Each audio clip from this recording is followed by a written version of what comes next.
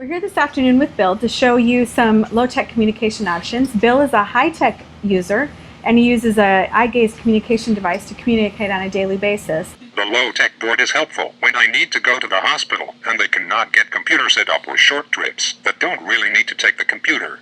Also when computer goes down.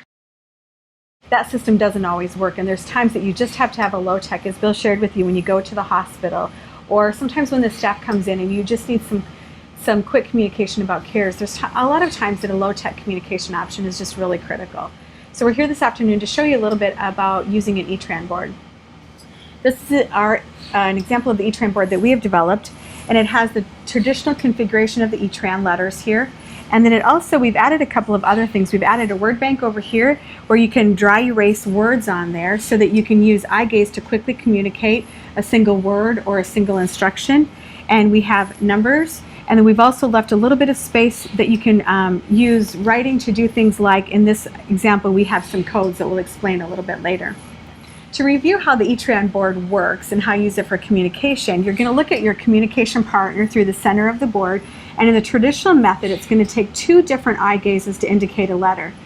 The first eye gaze is going to indicate which quadrant the letter is on.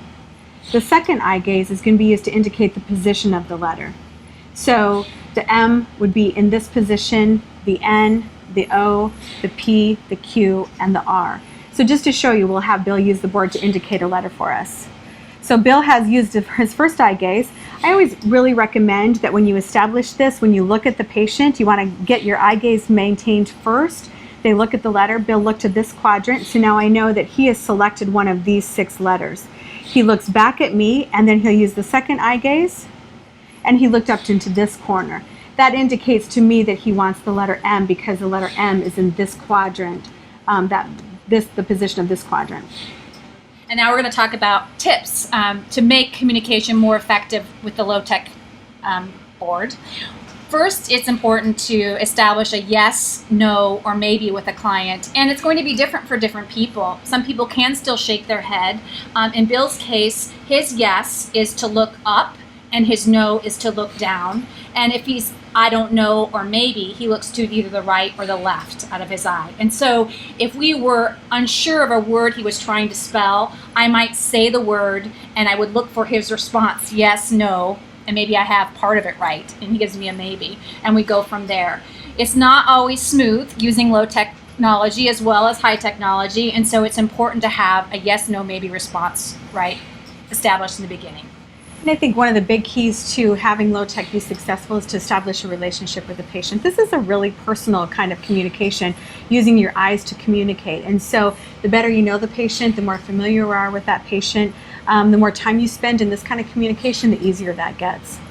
I think you also learn the flow, things that they're going to say, the jokes they're going to tell, what they're going to ask for or ask about.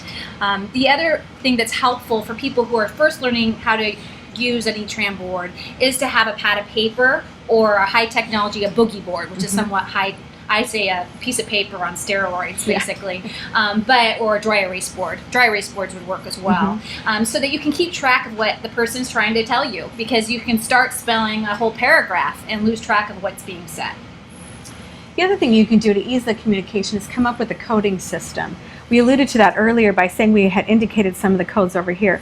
Oftentimes when you're using the low tech, if it's for communication with nursing staff or if it's for communication with family, you're going to know some of the things that want to be said. Rather than having to spell all those words out, you can come up with a coding system. Our example over here is we've written ML.